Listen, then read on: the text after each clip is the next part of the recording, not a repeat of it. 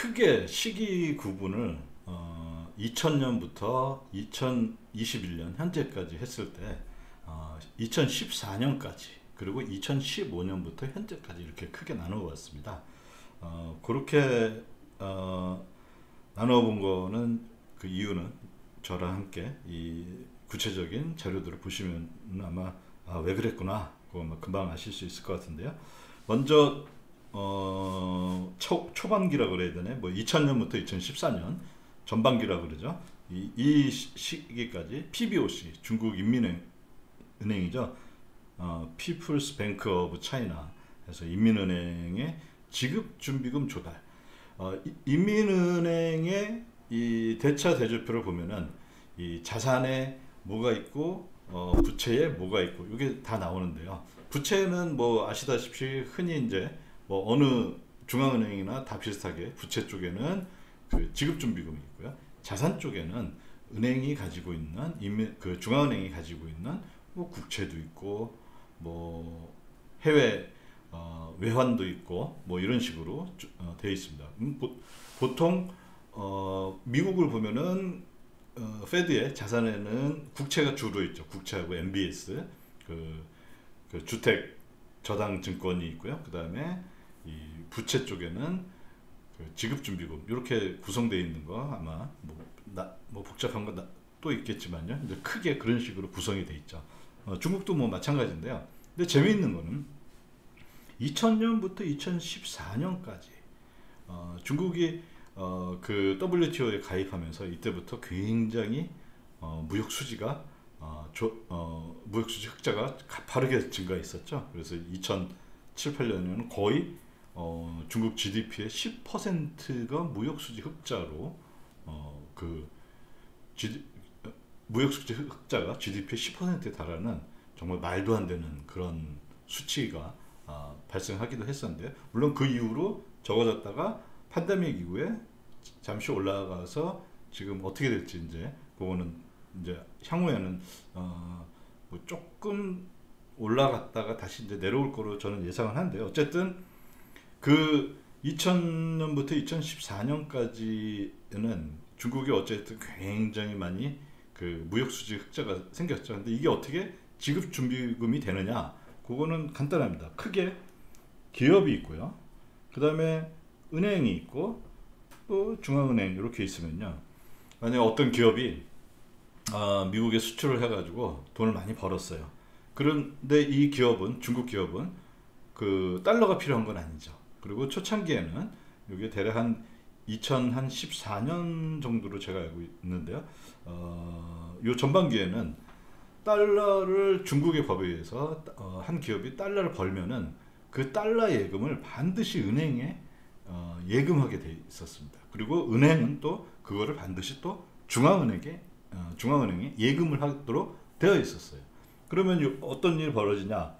기업이 달러 예금을 이제 수출해서 돈을 벌었어요. 그럼 달러 예금을 은행으로 보내고, 그다음에 은행은 그리고 은행은 기업한테 뭐 이게 1달러에 예를 들어 1달러가 7위안이다 뭐 이렇게 생각을 해보죠.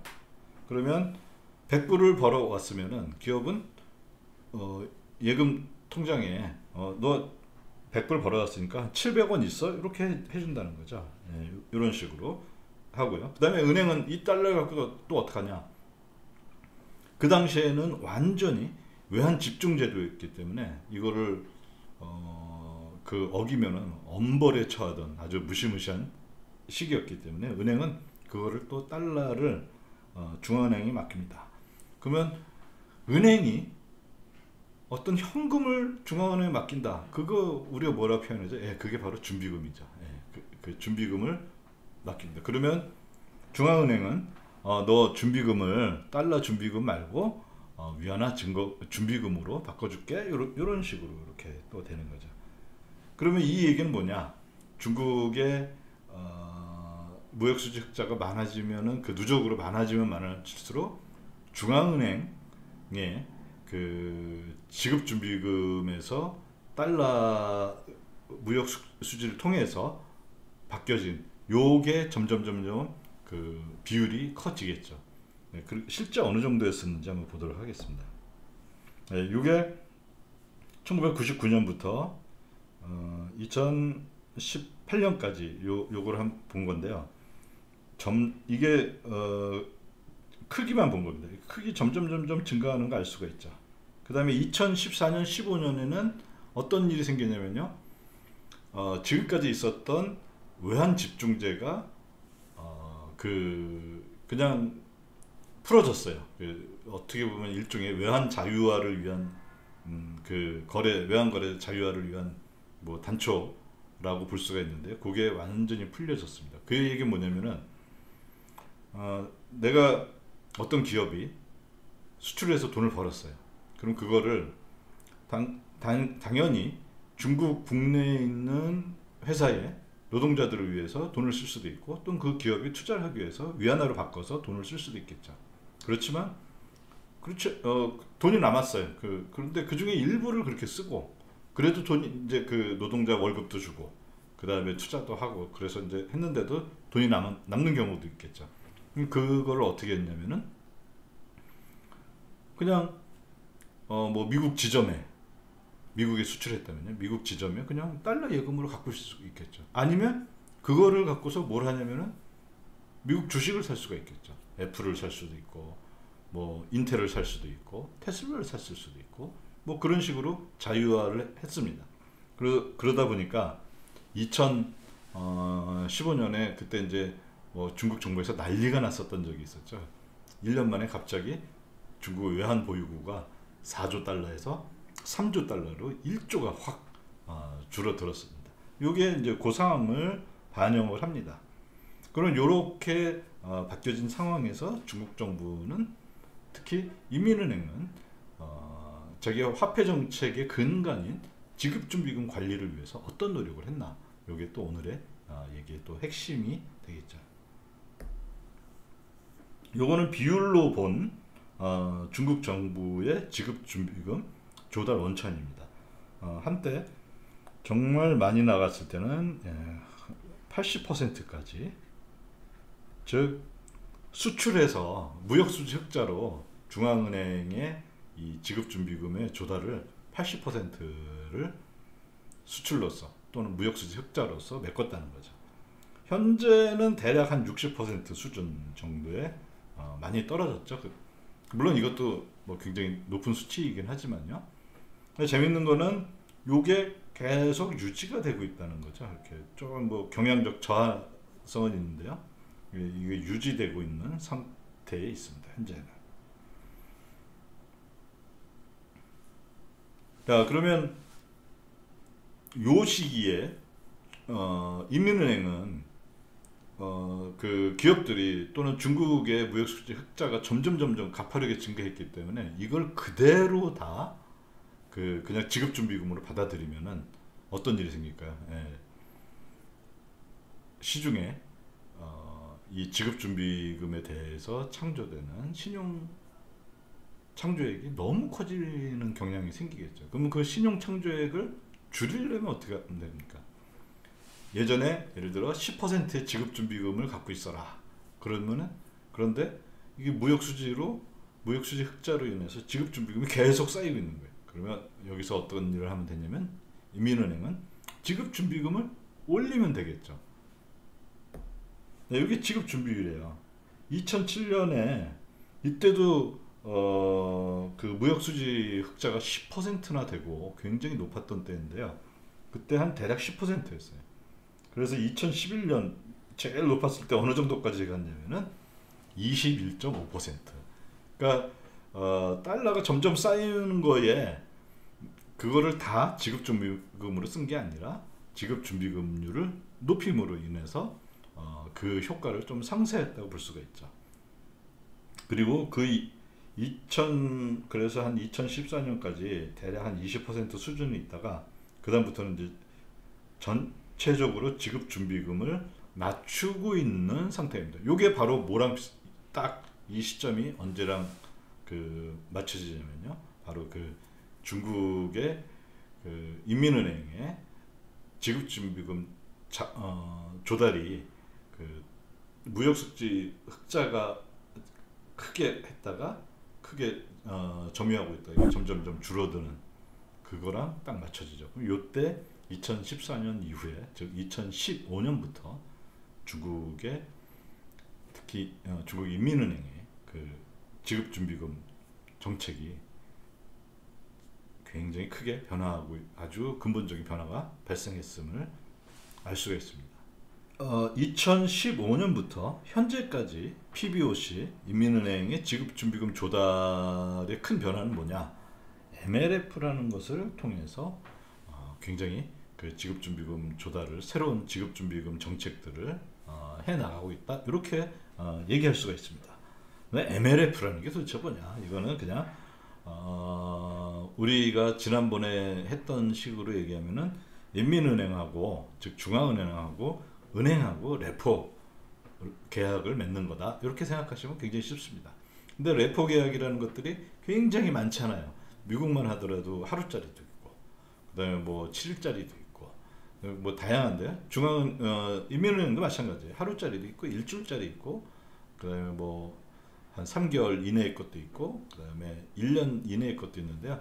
그 중에서도 제일 신문지상에 많이 오르내리고 하는 게 MLF라는 건데, MLF라는 게 미디엄 텀 중기죠. 중기 론 퍼실리티입니다. 그러니까 그 중기로, 즉 1년 만기, 최대 만기가 1년으로 그 대출을 어떻게 해주냐, 중앙은행이 일반 은행한테 어떻게 대출을 해주냐 이거죠. 중앙은행하고 일반 은행하고 거래를 할 때는 준비금이라는 것을 매기를 합니다. 준비금은 중앙은행의 부채죠. 그래서 여기 부채, 이렇게 준비금, 부채 항목에 썼죠. 그 다음에 은행이 가지고 있는 준비금은 자산이죠. 그래서 자산 항목에 이렇게 썼고요. 그 다음에 이렇게 하면서 뭘 주고받느냐,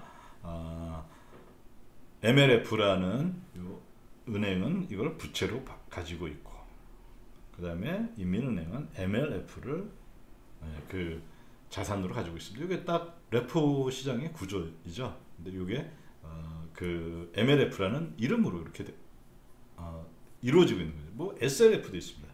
SLF는 잘못 생각하면은 Short-Term Lending Facility 이렇게 할 수도 있는데요. 스탠딩입니다. 상시적으로 있다. 그래서 여기는 규모는 작습니다. MLF보다는 규모가 한 10분의 1, 뭐 작을 때는 그보다 훨씬 낮고요. 보통 한 10분의 1 정도 되는 것 같아요. 근데 뭐 SLF도 있고요. 그 다음에 제가 중국 인민은행의 중앙은행의 이제 특성을 얘기할 때 똑같이 우리말로 번역하면 역레포라고 얘기를 하는데요. 이게 미국에서는 역레포가 페드의 부채에 잡히지만은 인민은행은 중국의 인민은행에서 그 중앙은행의 자산으로 잡힌다. 이름은 똑같지만 완전히 다른 그런 거라 그랬죠. 그러니까 이거 다 결국에 뭐 SLF, MLF, 뭐 또 뭐 기타 등등등이 있는데, 이거 다 기본적으로 구조는 레포 시장 구조예요. 다시 말하자면은 뭐냐면은 이런 거래를 할 때 은행은 중앙은행에 뭐를 맡기냐면은 자기가 갖고 있는 담보를 맡기고, 담보 제공할 테니까요, 저한테 준비금 뭐 1년만 땡겨 씁시다. 그러면 중앙은행이 오케이 해주는 거죠. 그러면 거기에 쓰는 담보는 뭐냐? 뭐 당연히 국채, 그 다음에 요즘 말 많은 지방채, 지방정부의 채권이죠. 그 다음에 또 말 많은 AA 등급 이상의 그 회사 신용 채권도 있습니다. 근데 여기 이제 재밌는 게 이런 식으로 MLF를 했을 때 헝다그룹이 올해 9월까지만 해도 AAA였거든요. 그러면 아마 이 부동산 기업들의 그 중국 그 신용평가 기관에서 판단은 AAA도 아마 많이 들어가 있었을 거예요. 근데 아쉽게도 그 자료는 제가 참 여러 가지로 찾아봤는데 찾기가 어렵더라고요. 그거 좀 알고, 그거를 좀 보면은 MLF에 또는 기타 등등의 뭐 SLF라든지 여기도 다 그 담보 채권이 필요한데 이게 어느 정도 영향을 주는지 그거는 좀 더 제가 더 찾아보고 답이 나오면 즉시 알려드리도록 하겠습니다. 네, 이렇게 해서 MLF를 합니다. 중국의 인민은행이 MLF를 하면은 당연히 그 시중에 그 중앙 그 일반은행의 준비금이 계좌에 꽂히겠죠. 그 다음에 여기서 재밌는 거는 이렇게 하면은 중앙은행의 대차 대조표가 확대되죠. 그런데 이걸 상환하면 어떻게 되겠습니까? 반대로 축소되겠죠. 요 축소되는 형태를 나타내는 게 요 밑에 있는 요겁니다. 그래서 MLF 특징, 뭐 제가 중국식 디스카운트 윈도우 뭐 이렇게 얘기했는데요. 요것도 이제 나중에 또 자세히 말씀드리겠지만 미국의 경우에 일반은행은 페드에 가가지고 이 재할인 창구라 그러죠. 디스카운트 윈도우. 이거 하는 거 굉장히 꺼려합니다.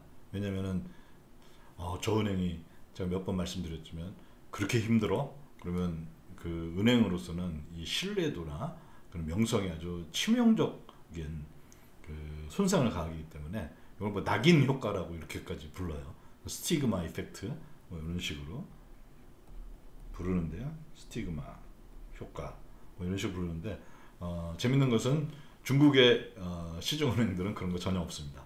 왜냐하면 이 은행이라는 것 자체가 기본적으로 국가 소유가 많죠.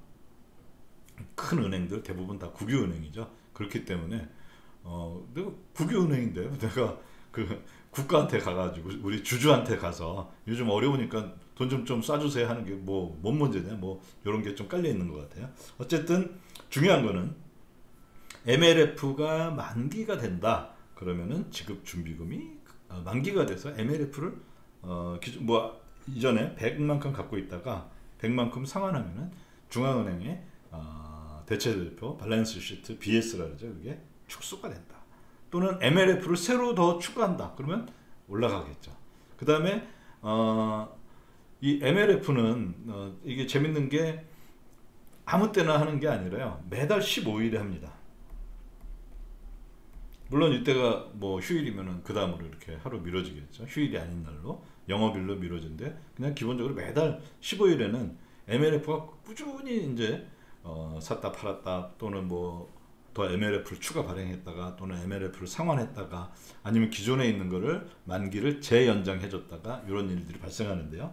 그래서 15일은 중국의 금융기관에 있어서는 굉장히 중요한 데이터들을 볼 수 있는 날입니다. 그리고 기존에 있었던 MLF 잔고가 100이었어요. 근데 15일 그 이제 뭐 만기가 도래했습니다. 그런데 중앙은행이 봤을 때 이거 한 번 더 연장하지. 그리고 또 은행들이 요구하는 것들도 있겠죠. 그럼 그거 무시할 수는 없잖아요. 그러면 이게 뭐 반드시 연장이 된다는 건 아니고 중앙은행의 전체적인 인민은행이 이 통화 상태를 보고서 이번에 그냥 한 번 더 연장해 줄게. 뭐 1년 연장해 줄게. 뭐 이런 식으로 할 수가 있겠죠. 그래서 연장을 했을 때는 지급준비금에 당연히 변화가 없겠죠. 네, 맞습니다. 자, 그 다음에 은행의 입장에서 본 MLF는 어떠냐? 이 MLF가 그럼 공짜냐? 공짜가 아니라 이자가 정해져 있습니다. 지금 현재는 2.95% 정도입니다. 즉 은행은 이 MLF를 통해서 중앙은행에서 100을 받아가지고 그거를 준비금으로 이렇게 딱 해놓으면은 MLF는 이자를 2.95%를 냅니다. 그럼 이거 비용에 해당하겠죠. 그런데 MLF로 가져온 돈은 준비금으로 바뀌죠. 그러면 중국의 중앙은행도 여기 요거는 참 저도 자료 찾아보면서 굉장히 의아했던 부분인데 상당히 오래전부터 한 1990년대 말부터 이 준비금에 대해서 이자를 지급했더라고요. 근데 이게 뭐 이자가 많았을 때도 있고 적었을 때도 있는데 현재 수준에서는 1.62%입니다. 그러면은 부채는 2.95% 이자를 내야 되고 그 다음에 자산으로 있는 준비금은 1.62% 중앙은행부터 이자를 받으니까 그냥 이렇게 가만히만 있으면 은행으로서는 손해죠. 비용이 전체적으로 1.33% 발생하게 됩니다. 그런데 은행이 그냥 가만히 이렇게 있지는 않겠죠. 이 새로 생긴 지급준비금을 기초로 해서 대출을 일으킨다든지 이런 일들에 뭐 돈을 쓰겠죠, 당연히. 그러면 여기에서 이제 꼭 한번 기억해 두어야 될 것이 MLF 이자가 준비금 이자보다 높다. 즉 MLF를 통해서 은행이 자금 조달을 하는 경우에는 이자를 이자 비용이 발생한다. 요거는 이후에 설명할 때 또 중요한 하나의 이슈이므로 꼭 기억해 주시기 바랍니다.